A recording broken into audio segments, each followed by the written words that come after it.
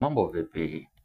Kwa wale ambao walikuwa wanajiuliza YouTube huwa inafanya kazi vipi, ni kuwa unafaa uwe na 1000 subscribers na unafaa uwe na at least 4000 watch time.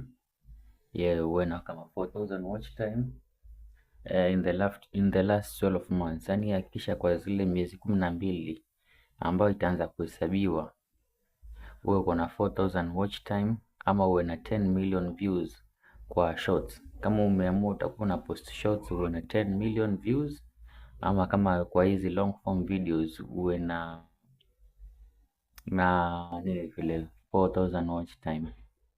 Yeah, so that's it.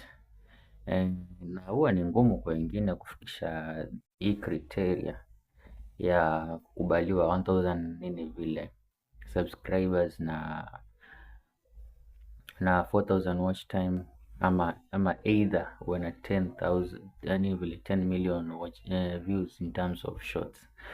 Yeah, so the best thing hapa YouTube is once video yako moja ikienda viral, basi hizo zingine zote collectively zinaanza kwenda viral. Lakini nao kabla moja iwende, you must anasemaje, you must have a still nini vile, lazima uwe na hard skin mzee ya kuto give up. Yani you must love the game.